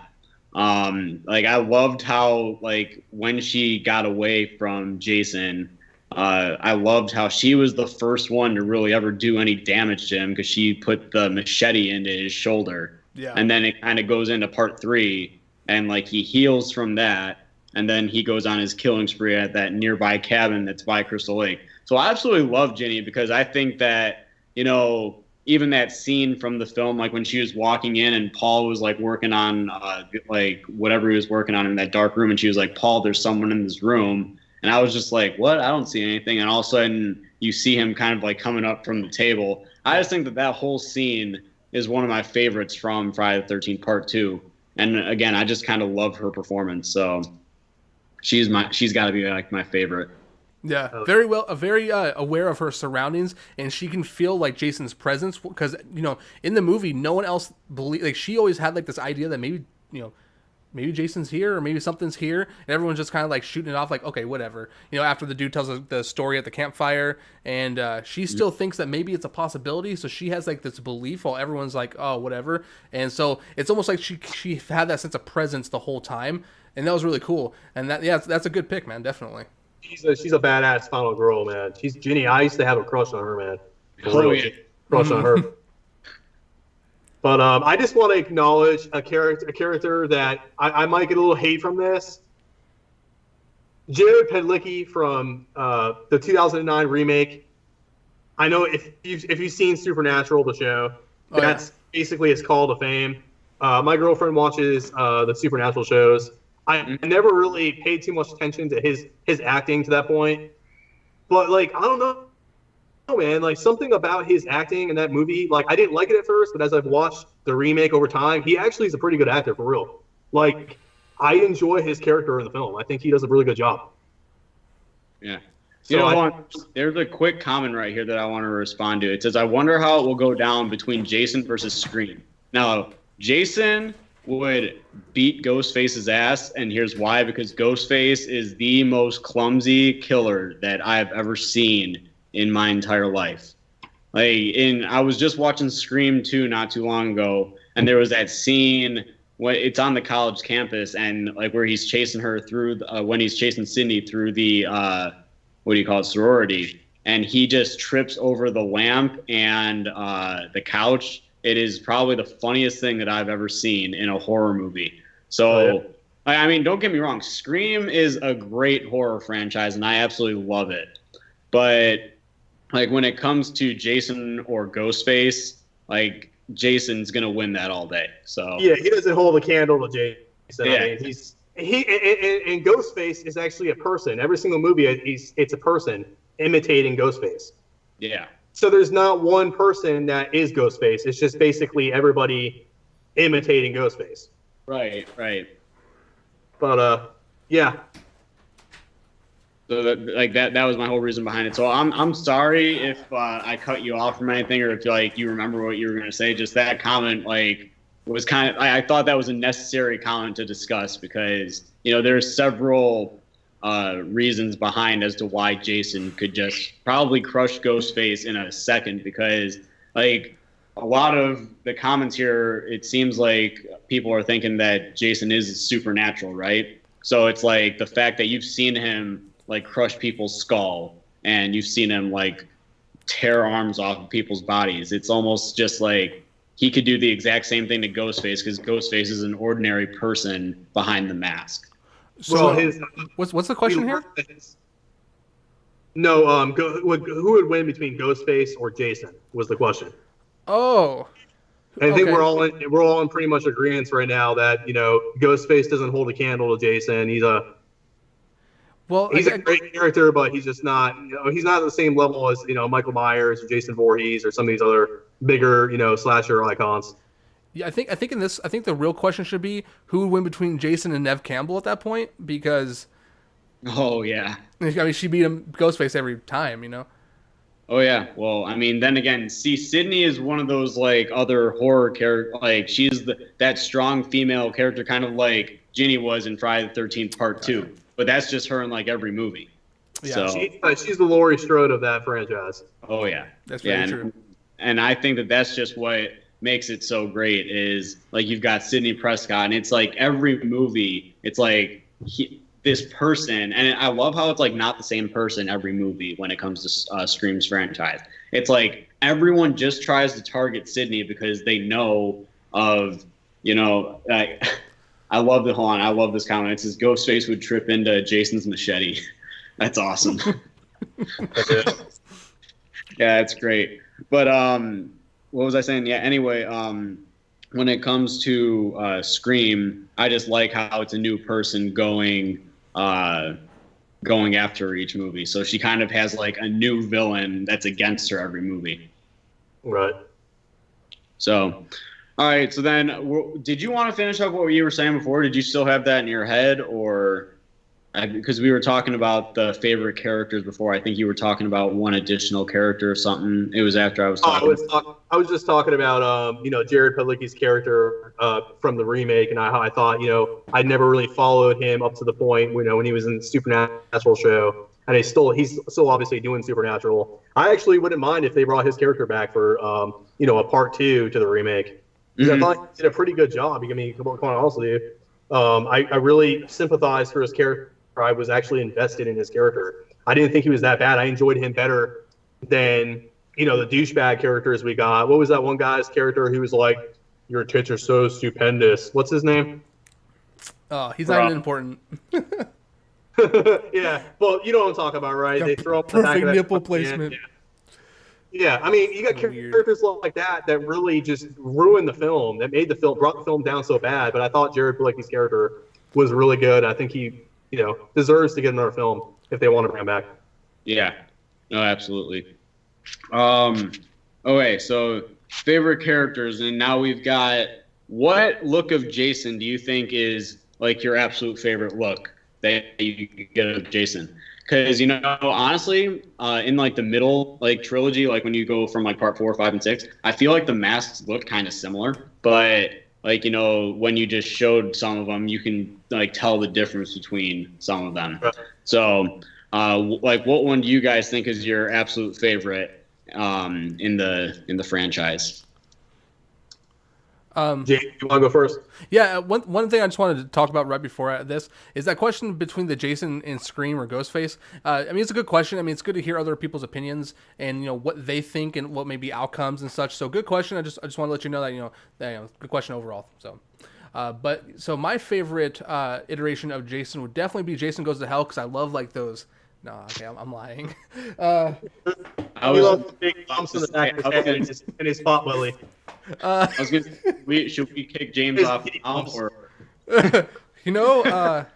This is a hard one because I really like the look of the remake before he gets the hockey mask. That's a really cool look. I think overall it has to be part 4. I think part 4, he has at this point he has I mean, part 3 he got hit in the head with the axe, and he's bleeding and such. But I think there's something because Richard Brooker and Ted White, they have 2 different kind of body styles. So I don't know. There was something about the look and the overall. I might as well just say the overall look of part 3 and part 4, I guess. I mean, but part 4 Jason is definitely my Jason for sure. I agree. I really do like Ted White's portrayal in the final chapter. I like dirty and just like he just looks like he just rolled around in some mud or something. I mean, he's got dirt under his fingernails. I don't know if you ever paid attention to his nails; they're all black and everything. His hands are just like gross. Yeah. He's just got really nasty, gnarly looking fingers and everything. He just looks really messed up. But I would have to say my favorite look of Jason would probably be the potato sack Jason from part 2. That, like I said before earlier in the video, in the live stream, that shit scared the hell out of me when I was a little kid. With the, potato sack Jason running around. I just absolutely loved that look of him. So yeah, that's my favorite look of Jason. Nice. Right. I mean, mine's very similar to because like we were talking about like how potato sack Jason is like our favorite kind of look. That's absolutely my favorite look. But my favorite actual look of it comes from the remake, I think. And don't get me wrong, yes. I love the original one. I love I think it was 1981 when part 2 came out. I love the 1981 look of him. But I think that's the one thing I loved about the remake so much is that if you watch it closely and you analyze it closely, it's like part 1, 2, and 3 into one movie. Because it's like the cabin they go stay at isn't at Crystal Lake. It's not until I think the main guy's name is Sam in it. I don't really remember the characters. I just know Jared Padalecki was in it. But the 2 go off and like they're trying to find the guy's sister, and that's when they find Camp Crystal Lake, and that's like when we get that look of it and realize that the cabin was not like at Crystal Lake at the same moment, or at the same time, I should say. So, because then in the like opening credits, I like how it shows like the whole Mrs. Voorhees scene and how the counselor gets away, and then we see potato sack Jason like in the beginning until like I'd say a quarter of the way into the movie. That's when he finds his hockey mask and then he's in that. And then like from there on out, like that's what I love so much about the remake is I love that look, and then I love his hockey mask in the remake. I think that he definitely looks very menacing, and he's like really big in the remake. And I think when it comes to Jason, like when it comes to comparing Michael Myers and Jason, and the only reason that I'm going into comparing Michael Myers and Jason is because Jason, I feel like you want him to look a little bigger and thicker. Like Michael Myers, I think you want him to look more of like an ordinary guy, like, just behind a mask essentially, like he does in Halloween, the original. But when it comes to Jason, I think that like even how our background is on Stream the 13th, like I think that is a great looking Jason right there, because he actually like looks big and he just looks menacing overall. So I think that's my favorite look. I think the way he looks in that picture is how Kane Hodder should have looked in Jason X. Yeah, I agree. I agree 100% with Braden about, the remake and the way Jason looks in that film. The potato sack version of Jason in the remake is so freaking phenomenal. It gave me that feeling that I had when I saw, part 2 for the first time. And even I didn't get scared from the remake, but it kind of gave me a little bit of chills, like, oh my God, like throwback to part 2. So yeah, I really dig the way Derek Mears portrayed Jason in that movie. Yeah. I think he's phenomenal. I think in my opinion, he's better than Kane Hodder. Yeah. We can all agree that Kane Hodder was awesome as Jason. I mean, hands down. But I think it was a good time to get another person playing Jason. And I think Derek Mears did a phenomenal job. I mean, he's very menacing and very believable as Jason. Yeah. No, absolutely. I totally agree. Oh, yeah. All right, so now we're going to get into what is our favorite Friday scene. So from all the Friday the 13th movies, what is your favorite scene from the franchise? James? Wow. Dude, there's so many good ones. And I haven't been too positive on Kane Hodder this stream, so I do like Kane Hodder, and that's why this is probably gonna go to him. It's the sleeping bag death, man. I mean, I like the one in Jason X too, because in that one he does it a little bit more. You know, he's just slamming it and slamming it and slamming it, and you can hear the ladies screaming in there. But yeah, it's the sleeping bag death. That thing is so iconic, and I love it, dude. It's so fucking funny. I love the kill in part 6 when basically Jason folds the sheriff in half. You know, when he's like sitting down and basically his body folds up on top of itself. That shit was crazy. I love that. That was my favorite scene, one of my favorite kills. I do like the sleeping bag kill. That's incredible, but I gotta give it to the damn body folding in half. And then there was a homage to it in Freddy versus Jason when the dude's laying in the bed and he's drinking the beer, right? And and Jason comes up and folds the bed in half. Man, that was. Oh man, yeah, that is literally awesome. That scene from Freddy versus Jason is so great because I think that showed exactly what you wanted to see, like in the first scene that Jason's actually like introduced in. You know, but I gotta say, my favorite Friday scene is probably, and again, I know I'm mostly saying this from part 2 because I absolutely love part 2. Like I love, and this is gonna sound so awful, but sorry, I thought something was going on with my TV behind me. But it was the guy that's sitting in the wheelchair, like how the machete just like kind of comes down and like whacks him in the freaking face, and then he goes like and falls down the stairs. Like that scene, like because it's almost like you thought that the girl was gonna come up behind him, but it wasn't, and all of a sudden like the machete just flies onto the screen, and then he's gone. Like, I think that's a great scene. But I gotta say, from the remake, me personally, I like that arrow to the head scene from the boat. Like I just think like that you knew something was gonna happen, but then all of a sudden like he's like screaming "ow!" and then the arrow just goes like right. Yeah, I know. Goes right through his head, and it's awesome. Like, how about when Aaron Wu, the Chinese or the Asian guy in the movie, when he's in there and he gets that ice pick into him, and it's all slow, and it slowly goes into him, man, and he's like, ah, ah. Oh man, I freaking love that scene, man. Because love that character. I mean, I love the Asian dude so much. Like, I really, at that point in the film, I was actually really invested in the Asian guy because he was like really funny. And so when Jason slowly like killed him, I actually kind of felt bad for him. Because I didn't want him to die because he was like the funny part of the movie. Yeah, exactly. Right, but it's ultimately like you knew he was gonna die regardless. So, but what do you call it? I think Lawrence was like when he got the axe to the back, like that was pretty crazy too. Like how he was like trying to run up to the house, and all of a sudden Jason takes that axe and just throws it. And it's purposely like in the middle of the back. Like, that's another one of my favorites. Hell yeah. It looks like my internet's acting up a little bit. Yeah, just a little bit. Where are we at in the next question here? Do you guys want to? What's that? You guys want to jump into the legacy of Friday? My internet was like being weird again. Yeah, it looks like there's like two more. Two more, right? Yeah.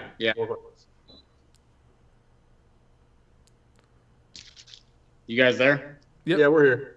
Okay, awesome. I'm just making sure because it looked like my internet was like acting up a little bit again. So the legacy of it, like you guys want to talk about how it holds up to the other films then? Let's talk about a little bit more about the remake because I feel like that was a good conversation and how it kind of has had a resurgence lately. Amongst fans, people are, it's been almost 10 years since that film was released, and people are really hungry for a sequel. People really want to see a Friday the 13th film, and I know all of us have talked about it previously when we talked about it, and the remake is really starting to make a comeback, and people are really starting to enjoy it. Yeah. And me personally, I love that film. The remake?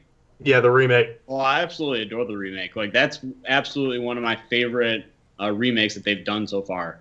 I mean, it's actually my favorite. It actually goes that, then Halloween, and then the My Bloody Valentine, and then the Nightmare on Elm Street remake that they did, because I hated the Nightmare on Elm Street remake so much. But so Friday the 13th is my absolute favorite, and I think that the reason I like it so much is because, like I was saying earlier, is how it's like a part 1, 2, and 3 all into just one movie.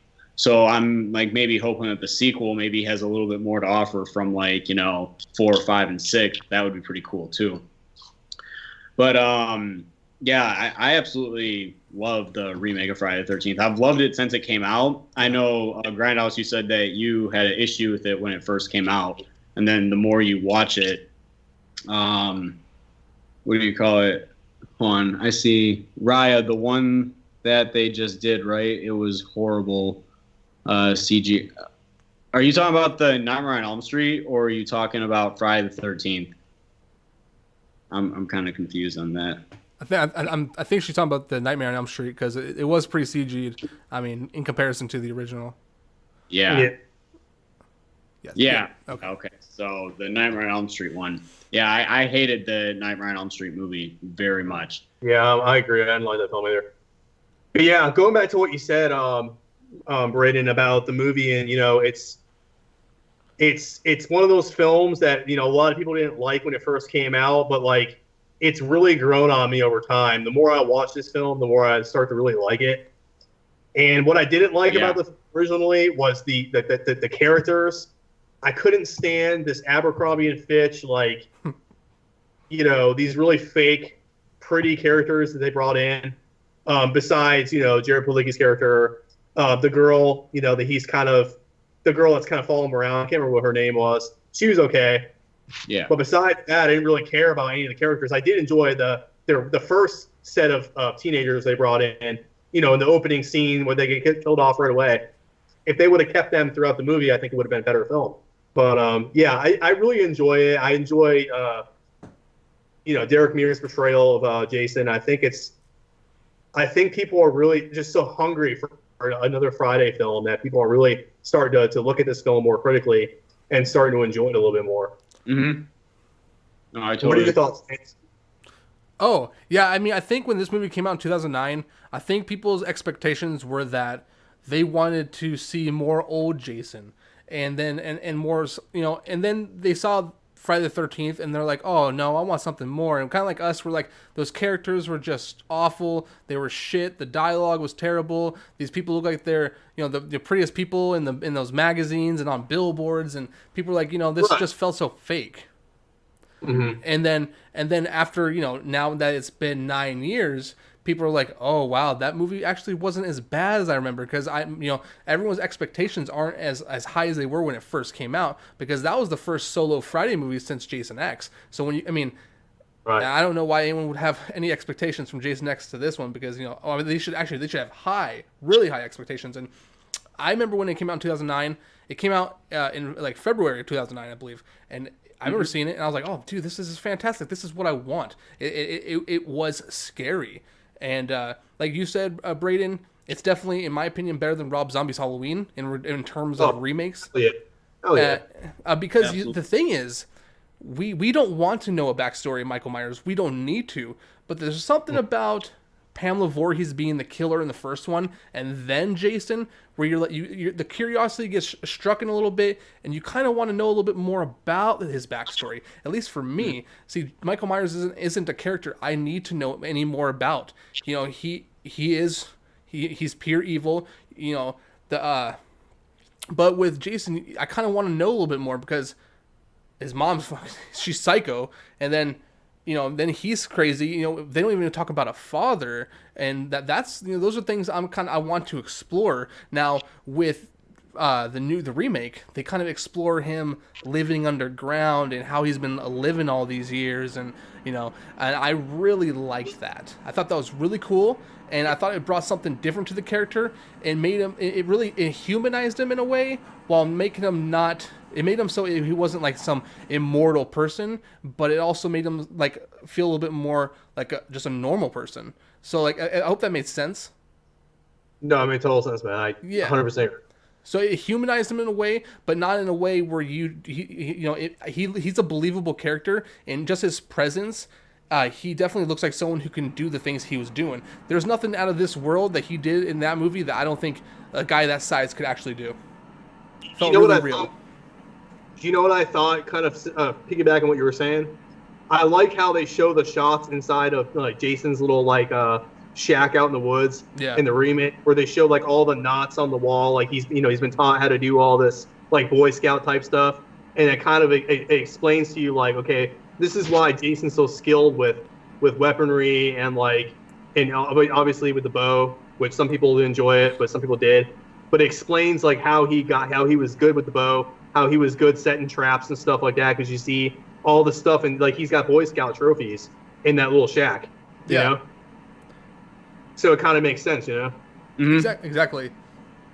Well, now, like, I'm glad that we kind of had this conversation because it actually ties right into our final question of the night, and it's how Friday the 13th compares to the other horror franchises.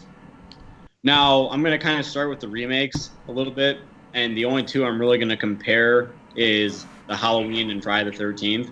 And like, I totally agree with what James was saying about how like both are psychotic. His mother and Jason are both kind of like the exact same way. When it came to the Halloween remake, the only issue, or the major issue I had, I should say, is that his entire childhood, as like interesting as that was to see, at no point in any Halloween film did it have anything to do with his mother being a stripper or anything like that, or like him having a stepdad. And sure, it shows like how he became Michael Myers and like where he got his like psychoness from, but it's like in the original film, it's like he was already a psycho, because like you just see him kill his sister and that's really it. Like, I don't think that school scene was necessary from the remake. I don't think that his mother being a stripper was necessary in the remake. I just thought like that whole like the whole first half of the remake didn't really sit well with me. Whereas in Friday the 13th, I was more pleased with that remake because all of that made sense as to why it was a Friday the 13th film. You know, I just feel like Rob Zombie, when he did the Halloween remake, he completely twisted the Michael Myers story and whatnot. And I get it. Like, it was like his own vision of it. But that's one thing that I think that David Gordon Green and Danny McBride are both going to correct in to 1978's film this fall. I think that they're going to kind of bring back the regular Michael Myers. So when it comes to Friday the 13th, though, like, I have it as number 3 on my list because it took 2 movies to kind of pick up its pace, you know? I think that Halloween picks it up right away. I think that A Nightmare on Elm Street picks it up right away. Like, I absolutely love Freddy Krueger. So that's why that's my number 2. Friday the 13th, as much as I love Jason, I just think that from my own perspective, I just think that it's number 3 because it took 2 movies and it kind of like took the entire first movie to really pick up. Whereas Halloween and Nightmare on Elm Street just kind of like stayed steady throughout the entire thing. What are your thoughts, James? James, you there? Can you hear me now? Yeah, you're there. Okay, cool. So we're just I mean we're talking about as a whole, right? We're comparing like Texas Chainsaw Massacre, Child's Play, and everything, right? All the different. Yeah, whatever you want. I mean, just seeing that. I was just saying like how I see it. Okay. To some my favorite one. That's all. I definitely see it. Definitely. Friday the 13th I see is second or third, and I say that in my third is not even A Nightmare on Elm Street. And see, my first is definitely Halloween. I mean, I'm a big Halloween fan. I fell in love with the series back probably in 1996 when I watched Halloween 4 and 5 for the first time. And Halloween 5 is a pretty much not the best movie. But I fell in love with the series at that point and started like catching up on all the old movies. My parents were all into letting me watch it. I mean, I don't know why, because I wouldn't let my kid watch it at this point. But I loved it. And I fell in love with Halloween. And then, of course, like kind of like how we were talking with you, Grindhouse, about how you used to see like Jason Takes Manhattan on TV, and there was other Friday the 13th that were on TV during like the month of October, and on Friday the 13th, maybe AMC had it on, USA Network, maybe TBS or UPN or whatever it may have been. Friday the 13th, I think, has a lot more better movies than, say, Nightmare on Elm Street. Because, in my opinion, the first 3 Nightmare on Elm Streets and New Nightmare are the only good ones. I really like Nightmare on Elm Street Part 2. And, of course, the first one, but I don't have to say that because that's like pretty much like a standard of, I mean, that's... But I like the second one, I like the third one, and New Nightmare. And then the rest of the Nightmare on Elm Streets were just, I mean... It's hard for me to sit there and watch a full movie. It really is. It's really terrible. While I can go through the whole Friday the 13th collection, I can watch every single one in a row. And while I might not like some, or I might like some more than the other, Nightmare on Elm Street, half the series is just trash. And with Texas Chainsaw Massacre, I mean, I actually put Texas Chainsaw Massacre above a Nightmare on Elm Street. That's kind of weird, right? But I think, like, Texas Chainsaw Massacre 1 was cool. The second one had that little humor that I don't like, but they did something. There was something with it. I thought Dennis Hopper was pretty awesome.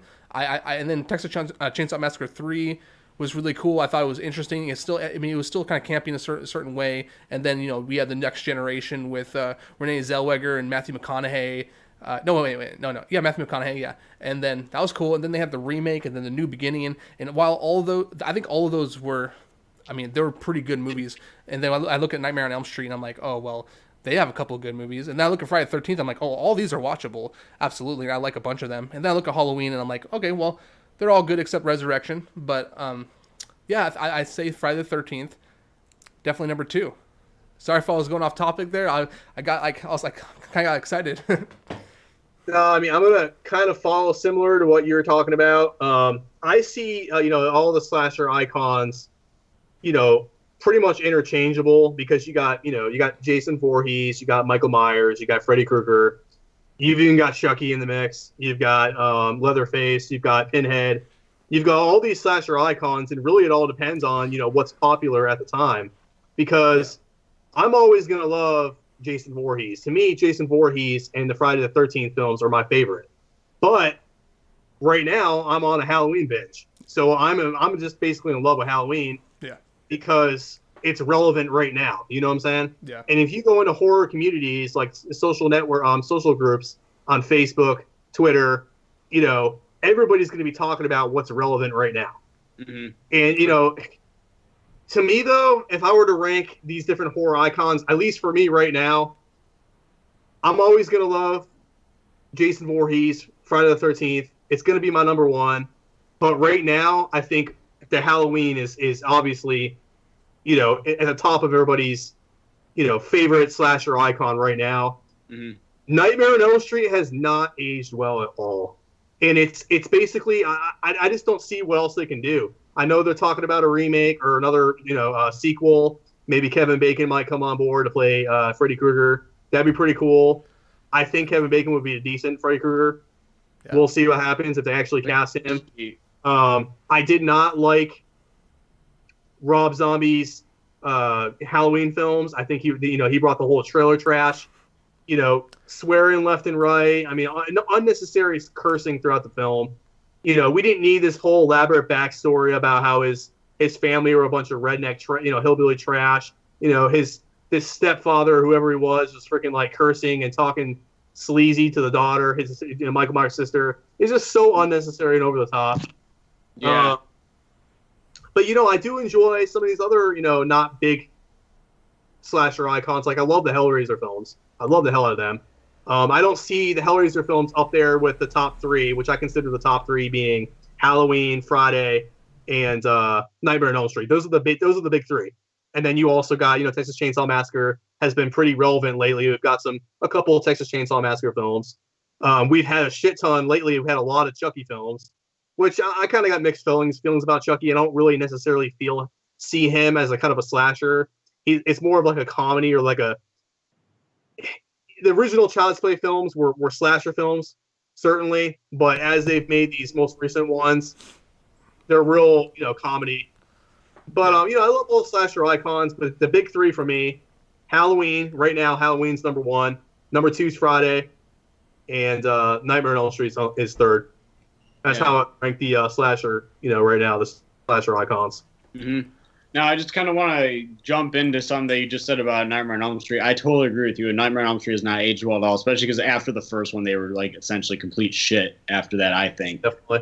But when it comes to the remake, I don't know if you guys watch Game of Thrones at all or whatnot. I mean, I've been watching that a lot. But there's a character in it, and I forget the actor's name, but he plays this character called Bronn, and someone actually commented on my Nightmare on Elm Street video that I did when they were talking about rebooting it. And they said that the actor that plays him would make a great Freddy Krueger, and I absolutely agree. I think that he's got the look. I think he's kind of got the sarcasm to it. So if they're looking for someone and they don't look his way, I will be completely surprised. Kevin Bacon, I know that they're only looking his way because Robert Englund has said that he might be a good Freddy Krueger. And I mean, that would be interesting because he was, and when I did my review on Friday the 13th, the original, I completely forgot that he was in that film. So when I saw him, I was just like, oh my gosh, it's Kevin Bacon. So I think that would be interesting to see him now even take on the lead horror character in A Nightmare on Elm Street. That'd be cool. Yeah, but I think you could actually have. I'm sorry, I didn't interrupt you. Go ahead, man. I'm not doing that, but no, it's fine. I was literally just gonna say that I think that actor that plays Bronn in Game of Thrones, I think that he would be a great casting choice if they don't decide to go with Kevin Bacon. I actually almost think that.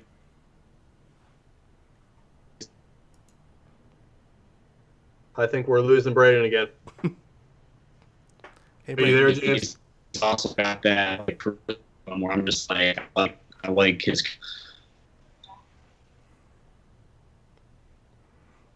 You there, James? Yeah, I'm here. He's kind of breaking up right now a little bit. Yeah.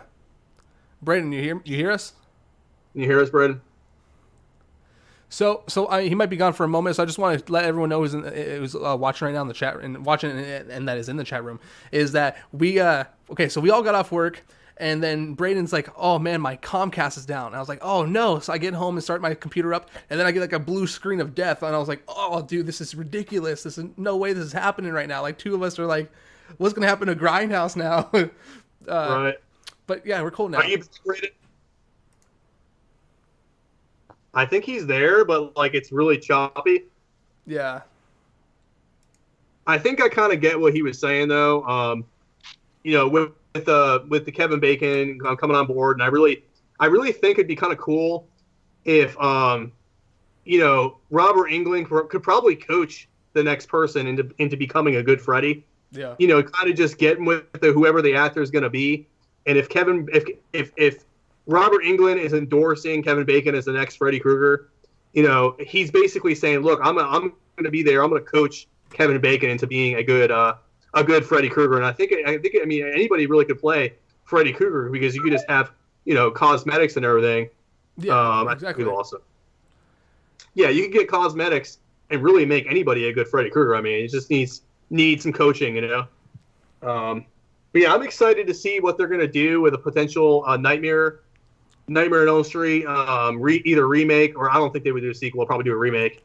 But it would be cool to see Nightmare make a return and make a strong return because I do enjoy the Nightmare on Elm Street films. Oh yeah, absolutely. So, hey, was there any questions anyone else in the chat had? Like, did you have any questions on our thoughts? What are your thoughts? Hey, what's up, Braden? He's back. Cool. But yeah, anyone in the chat have any questions that you want to ask us right now? Raya said, but no one has the Robert Englund look, and I agree. That's true. One does Robert Englund. No one can do Robert Englund like Robert Englund. He has that voice and that presence, and when he wears that glove, he has like the shoulder kind of hanging down, like it's like weighs him down like a. Oh, dude, his presence, his overall stance, and just no one can be Robert Englund ever. Robert Englund's amazing. I totally agree on that. Robert Englund is going to always be the best Freddy Krueger. I don't think anyone that comes in is going to beat him. Like they said that, when they casted Jackie Earle for Freddy, they promised that he was going to be just as good. But no, not at all. He didn't even compare. His performance, his look, nothing did. So. Yeah. So, are you guys going to be doing a Halloween stream, live stream, Raya? Well, actually, Braden is doing this thing for what, 10, you said 10 weeks, right? Yeah, coming up, it's gonna start in August, and if you guys are subscribed to their channel and you guys don't watch me normally, this isn't my normal background. My normal background is normally downstairs in my house. The only reason I'm up here is because I had an issue, and I know James was talking a little bit about that in and out. I had my internet issue go on today, so that's the reason I'm up here. But yeah, I'm gonna be I'll have a new setup and stuff like that because I'm moving to school in about a month. I mean, I graduated from college already, but I'm going to grad school, and this job I got on campus requires me to stay there. So I'll have a new background. But yeah, I am doing the 11 weeks of Halloween leading up to the new film. So I feel like that maybe we can do live streams for Halloween, like not every week, but we can kind of talk a little about every like few films. Maybe we can break them down, because I'm going to have all the Halloween reviews leading up to the new one. And actually, I'm going to Universal Studios in October. I'm going to Halloween Horror Nights, and I'm actually seeing the movie at I'm seeing the movie at Universal Studios, and I'm going to visit my sister because she goes to school down in Florida. And then we're hoping that they have the Halloween haunted house there.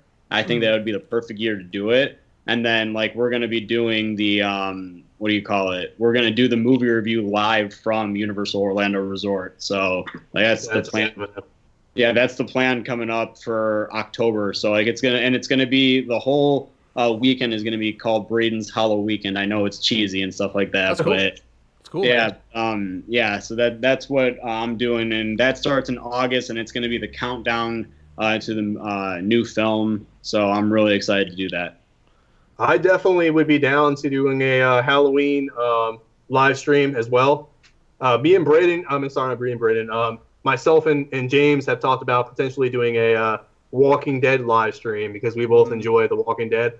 Yeah. Oh, I'm big The Walking Dead, dude. I'm all caught up. Nice. I've watched every season. It's another TV series that I really enjoy. The last couple of seasons have been kind of disappointing, but hopefully with this new season, they can spark some new life into it. And I'm kind of really getting excited to see what happens with this new season and what happens to Rick's character.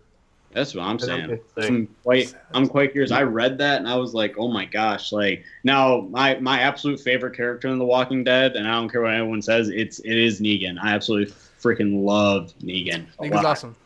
Yeah, my sister literally for Christmas got me like a shirt that has like the Nike logo and it's the bat and it says like just do it, but it's like the bat with the dripping blood or whatever.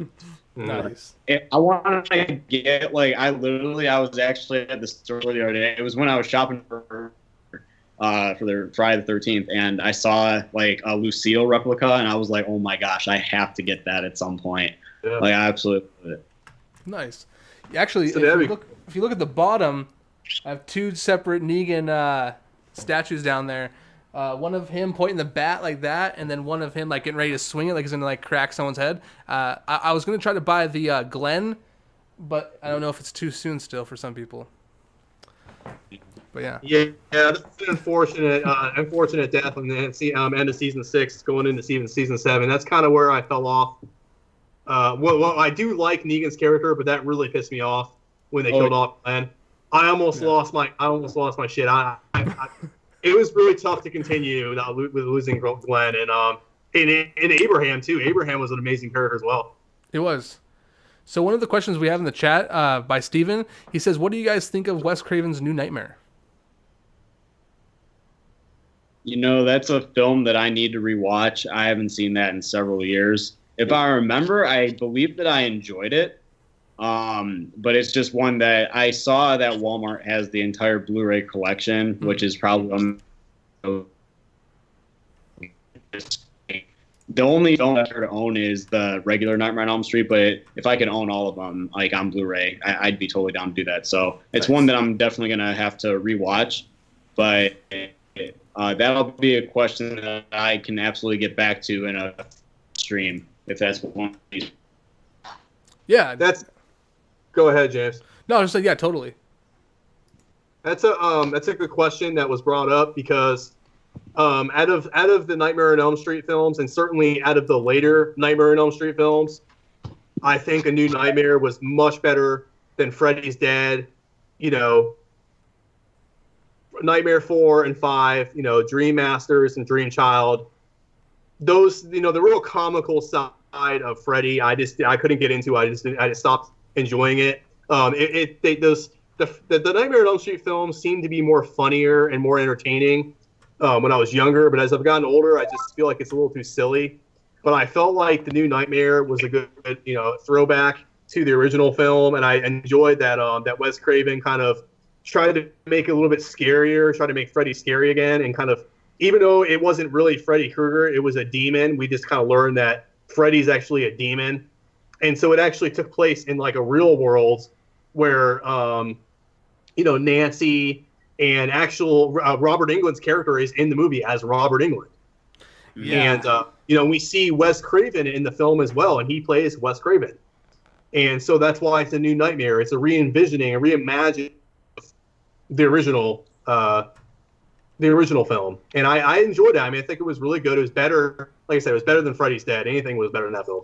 That film was absolutely god-awful. You know, the whole power glove and everything was just really silly. What are your thoughts, James? Yeah, no, Wes Craven's New Nightmare, as I mentioned, like when we were talking about the where do I have Friday the 13th on my ranking of different horror franchises, and I was talking about Nightmare on Elm Street. I you know, A New Nightmare is definitely one of my favorite Nightmare on Elm Streets. It's definitely my number 3 or 4.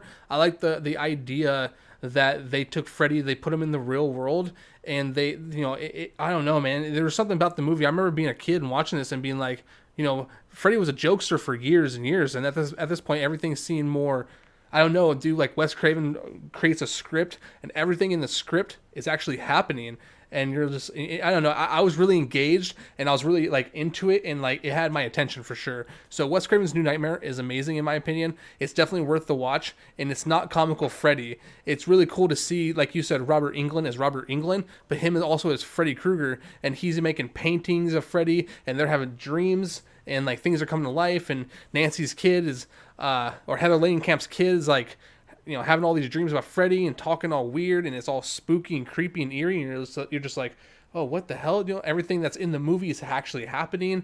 And then she has all these fans who are, like, calling her and, like, giving her prank calls, and then Freddy's pranking her, and it's really suspenseful, and it's really psychological in my mind.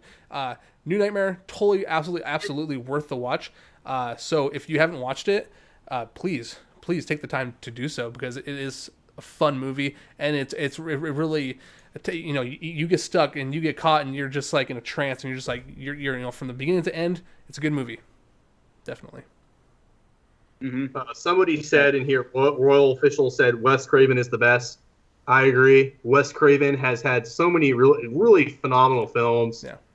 Going all the way back to, you know, These Hills Have Eyes, Last House on the Left.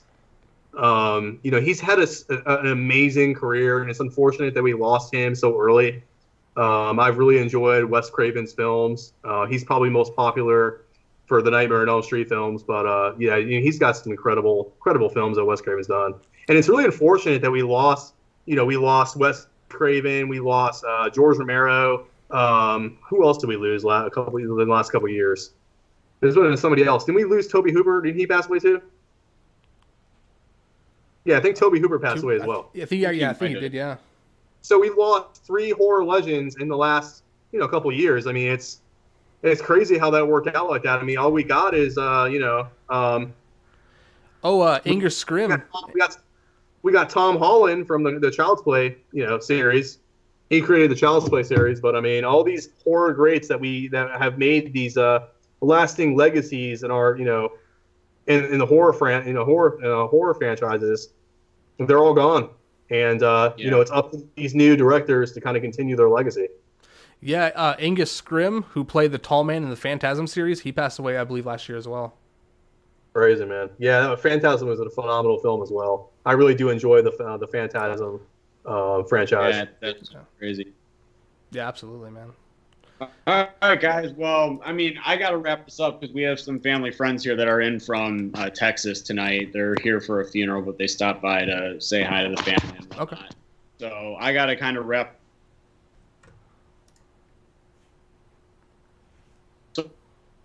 I think we're losing him again. Appreciate that a Yeah. lot. There. Can you hear me? There. We're here. There you are. What's that? My internet's like in and out again. What's that? We heard you, man. Go ahead, man. We're hearing you now. No, yeah. I just want to thank everyone that watched tonight's live stream. Hopefully, in the future, as our channels continue to build, we get more and more chats and stuff. Because I had a lot of fun tonight, and I hope you guys do. Really cool experience. Yeah, absolutely. I mean, this is my first one ever, so maybe people that didn't get to watch it now will get to check some of it out because it'll be on the channel. But honestly, thank you guys that tuned in tonight. Thank you guys for both doing the live stream with me. I thought that it was a good experience for everyone and for the channel and stuff like that. So, but I got to get going. So thank you guys very much. Yeah, thanks, guys. You guys have a wonderful night, and hopefully we'll have another one soon. Absolutely. Thanks everybody for tuning into this channel for the live stream. Really appreciate everybody's comments. And y'all take care. All right, you guys too. Take it easy. Have a good night.